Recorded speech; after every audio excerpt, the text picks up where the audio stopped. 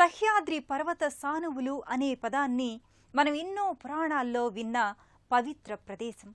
ఆ సహ్యాద్రి పర్వతాల ఒడిలో ఎన్నో అరణ్యాలు, తపతీ వంటి పావన నదీ నదాలు, మరెన్నో పుణ్యక్షేత్రాలు విలసిల్లుతున్నాయి. 12 జ్యోతిర్లింగాలలో ప్రసిద్ధమైన భీమశంకర జ్యోతిర్లింగ క్షేత్రం విరాజిల్లుతున్న స్థలి ఈ సహ్యాద్రి పర్వత అరణ్య ప్రాంతమేనంటే ఈ కొండల పౌరాణిక ప్రాశస్త్యం చెప్పకనే చెబుతోంది. అదే పర్వత స్థానువుల్లో సిరి సంపదలను సంగే శ్రీలక్ష్మి కొలువైన విశిష్ట ఆరామం నెలకొన్న ప్రాంతం మహారాష్ట్ర థానే జిల్లాలోని థానూ క్షేత్రం. శ్రీ మహాలక్ష్మి మాత ఇక్కడ కొల్హాపూర్ మహాలక్ష్మి అంశగానే వెలిసిందని అంటారు. ఆలయ మహిమా విశేషాలను, మందిర శోభను నేటి తీర్థయాత్ర కార్యక్రమంలో చూసి పునీతులమవుదాం.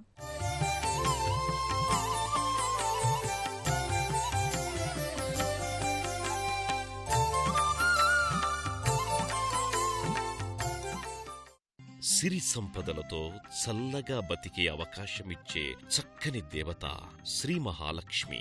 అందుకే ఆ తల్లి జగదానందకారకి, సౌభాగ్యానికి, సుఖ సంతోషాలకు, సంతానానికి, ధైర్య సాహసాలకు, సకల విజయాలకు అధిదేవత శ్రీలక్ష్మియే. ఓం ఐం హ్రీం శ్రీమాత్రే నమః అని జపిస్తే చాలు కరుణా కటాక్షాలను వర్షించే జగన్మాత ఈ లక్ష్మీదేవి. త్రిమూర్తులైన బ్రహ్మ విష్ణు మహేశ్వరుల్లో శ్రీ మహావిష్ణువుకి ఇల్లాలు. ఆ తల్లి క్షీరసాగర మథనంలోంచి అవతరించిందని పురాణాలు చెబుతున్నాయి. మహాలక్ష్మి తన భక్తులను కష్టనష్టాల నుంచి కాపాడి వారికి సిరి సంపదలను కలుగజేస్తుంది. సిరుల తల్లిగా ఇష్టకామ్యార్థ ప్రదాయిని అయిన ఆ అమ్మ మహారాష్ట్రీయుల నేలపై ఉన్న శక్తిపీఠం కొల్హాపూర్ మాతయేనని ఇక్కడి స్థల పురాణం తెలియజేస్తోంది. కొండపైనున్న ఆ మాతను చూసేందుకు ఓ ఆదివాసి గర్భిణీ స్త్రీ కొండ ఎక్కలేక అవస్థలు పడుతోందిట. ఆమె బాధను చూసిన మహాలక్ష్మి, నీవు కిందకు వెళ్ళు, నీవు వెనక్కి తిరిగి చూడనంత దూరం నీ వెంటే వస్తాను పదా అని అందట. ఆ గర్భవతి కొండ దిగువకు వచ్చి అమ్మ తన వెంట వస్తుందా లేదా అని వెనక్కి తిరిగి చూసిందట. అంతే, మహాలక్ష్మీదేవి ఎక్కడ వరకైతే వచ్చిందో అక్కడే ప్రతిష్ఠితమైపోయిందిట. అదే నేటి చరోటీనాక ప్రాంత థానూ క్షేత్ర శ్రీ మహాలక్ష్మీదేవి మందిరంగా విలసిల్లుతోంది. సాక్షాత్ కొల్హాపూర్ మహాలక్ష్మి అవతారమే మరో రూపంలో ఈ మందిర మూల విరాట్టై భక్తులకు దర్శనమిస్తోంది.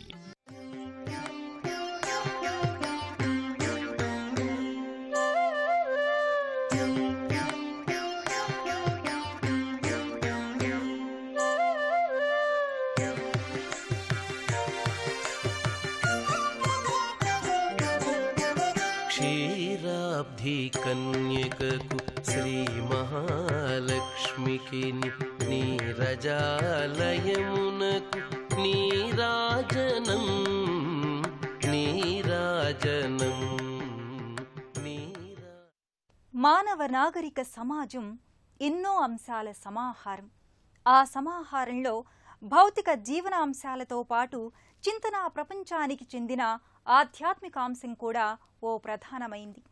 ఆముష్కిక జీవులైన హిందువుల విశ్వాసాలలో ఆధ్యాత్మికాంశాలు బహుపుష్కలం. అందుకే ఈ భరతఖండంలో ఉన్నన్ని ఆలయాలు, తీర్థక్షేత్రాలు ప్రపంచంలో ఎక్కడా కానరావు. అలా స్వయంభూగా ఆవిష్కారమైనవి, ప్రతిష్ఠితాలుగా నిర్మితమైనవి నదీ తీరాలలో, అరణ్య సీమలలో, పర్వత సానువుల్లో ఉన్నాయి. ప్రకృతిలో భాగమై విలసిల్లుతున్నాయి. అలా ప్రకృతి అందాల నడుమ సహ్యాద్రి అడవుల ఒడిలో నిర్మితమైన థానూ శ్రీ మహాలక్ష్మి దేవాలయ సౌందర్యాన్ని, ఆ క్షేత్ర యాత్ర అందించే ఆహ్లాదాన్ని మనము ఆస్వాదిద్దాం. ఒకప్పుడు కామధేనువు అనే పవిత్ర నామంలోని ధేనువుగా ఎన్నో గోవుల ఆలమందలకు నిలయమై విలసిల్లి జనుల నోట దహానుగావ్ అని, ధానూ గ్రామం అని పిలిపించుకుంటున్న పవిత్ర భూమి.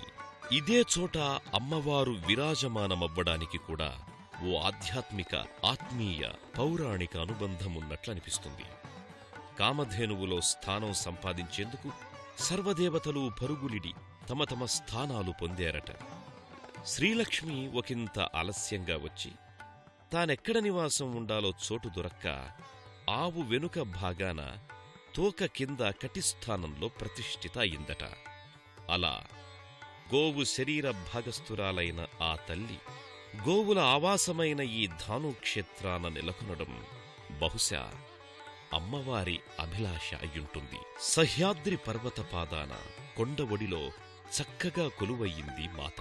పీష్వాల పరిపాలనా కాలంలో ఛత్రపతి శివాజీ కాలంలో నిర్మితమయ్యింది ఈ మందిరం. అదే నేడు ఎందరో భక్తుల మరెందరో వదాన్యుల సహకారంతో ఇంతటి భవ్యమైన మందిరంగా వెలుగొందుతోంది.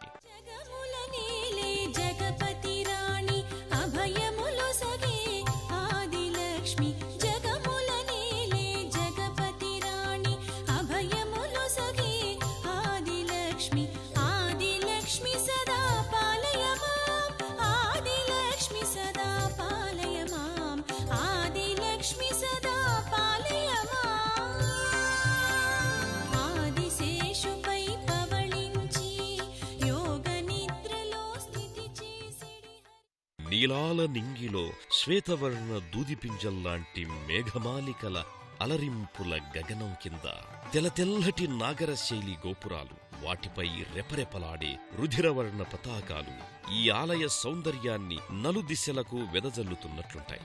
ఏకకలశ విమాన గోపురంతో నిర్మితమైన ఆ మందిరం రెండంతస్తుల ఆరామంగా మన కనులవాకిట ప్రత్యక్షమవుతుంది. విశాలమైన ఆలయ ఆవరణలో 2 దీపస్తంభాలు ప్రవేశ మార్గంలో కనబడతాయి. శ్రావణ కార్తీక మాసాల దీపాలంకరణతో అవి ఎంత జాజ్వల్యమానంగా ఉంటాయో ఊహకు అందని ఆశ్చర్యాన్ని కలిగిస్తాయి. అమ్మవారి వాహనమైన సింహాలు ప్రతిమలై ద్వారానికి ఇరువైపులా ఉంటాయి. మా లక్ష్మీ అమ్మవారు మీకోసం లోపల గర్భగుడిలో ఉన్నారు, వెళ్ళండి అన్నట్లుంటాయవి. లోపలికి అడుగిడిన భక్తులకు అష్టభుజ కోణాలతో నిర్మితమైన ముఖమంటపం, ఆ మంటపం పైకప్పు నుంచి వేలాడే పలు ఘంటాలు, ఆ ఘంటియల గణగణ రావాలతో ఆ ప్రాంతమంతా అలరారుతూ ఉంటుంది. అంతరాలయ ప్రాకారాలు స్వస్తిక్ చిహ్నంతో పరమశోభాయమానంగా ఉంటుంది. అక్కడ నెలకొన్న భక్తుల సందోహం ఎదురుగా ఉన్నది సాక్షాత్తు గర్భాలయం. ఆ మందిరానే అమ్మవారు దర్శనమిస్తున్నారని చెప్పకనే చెబుతున్నది. ఆహా, ఆ ముఖం లక్ష్మీ కళతో వెలిగిపోతోంది అంటామే. ఆ పోలికకు అసలు సిసలు రూపం అదిగదిగో శ్రీమన్మహాలక్ష్మి విరాట్ ముఖ ప్రతిమ సింధూర వర్ణంతో మిలమిలలాడుతూ దర్శనమిస్తోంది. క్షీరాబ్ధి కన్యకకు శ్రీ మహాలక్ష్మికి నీరజాలయమునకు నీరాజనం నీరాజనం నీరాజనం.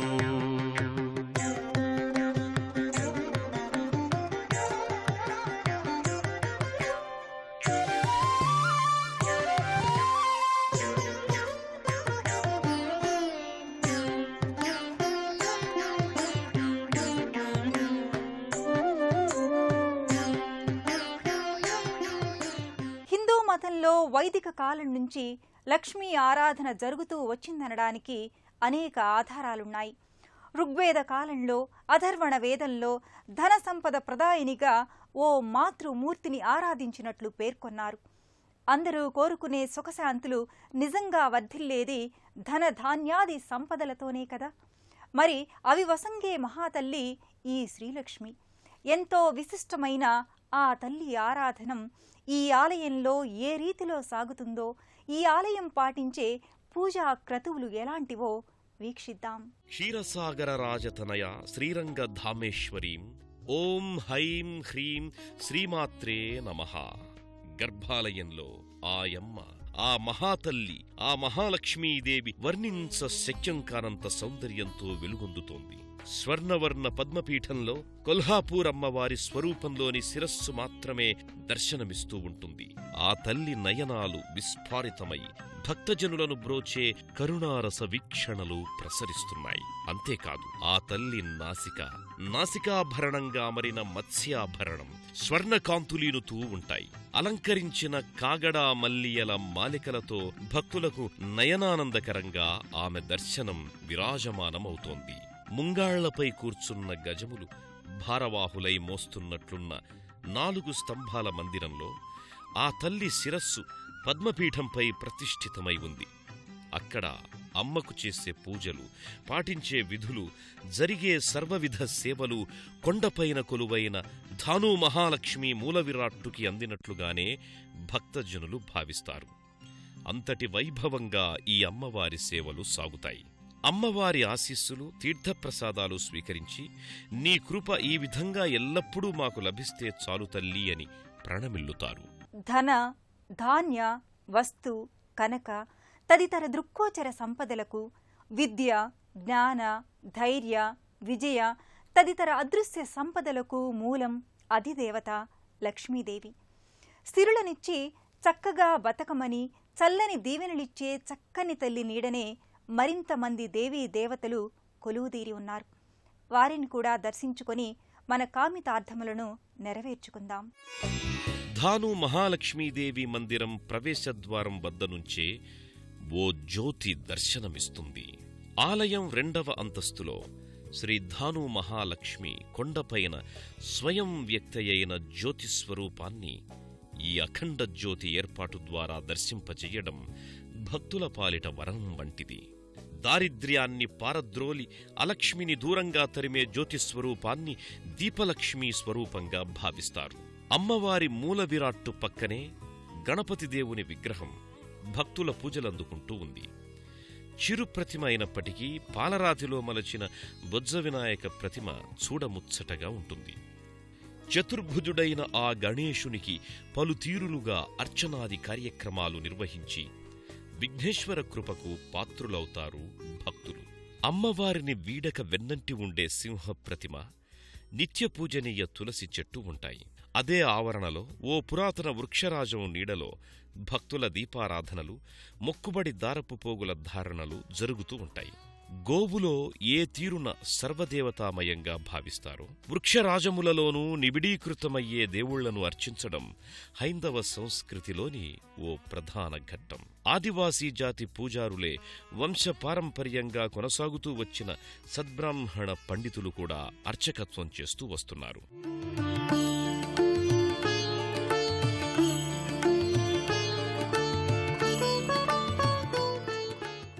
ఈ ఆలయంలో చైత్ర పౌర్ణమి నాడు రాత్రి 12 గంటలకు కొండపై ఆదివాసీ జోహార్ వంశీకులే ప్రతి ఏడు ధ్వజారోహణం చేస్తారు. ఆ తరువాత 15 రోజుల మేళా అంగరంగ వైభవంగా జరుగుతుంది. ఇదే ఆలయంలో మార్గశిర మాసంలో నవరాత్రి రోజుల్లో మహావైభవంగా కార్యక్రమాలను నిర్వహిస్తారు. సిరుల వేల్పు శ్రీ మహాలక్ష్మి అమ్మవారి దర్శనం 2 విధాలుగా మనం చేసుకున్నాం కదా. ఆ తల్లి కరుణా కటాక్షాలు ఉంటే ఎంతటి కష్టభరిత జీవితాలైనా సుఖ సంతోషాలమయమవుతుంది. సకల దారిద్ర్యాలను నశింపచేయునది కనుక అలక్ష్మీర్మే నశ్యతాం అని కీర్తిస్తారు. ఆయమ్మ చల్లని చూపులు మనపై 10 కాలాలు ప్రసరిస్తూనే ఉండాలని కోరుకుందాం. మరో తీర్థయాత్రలో మళ్లీ కలుసుకుందాం. అంతవరకు సెలవు. నమస్కారం.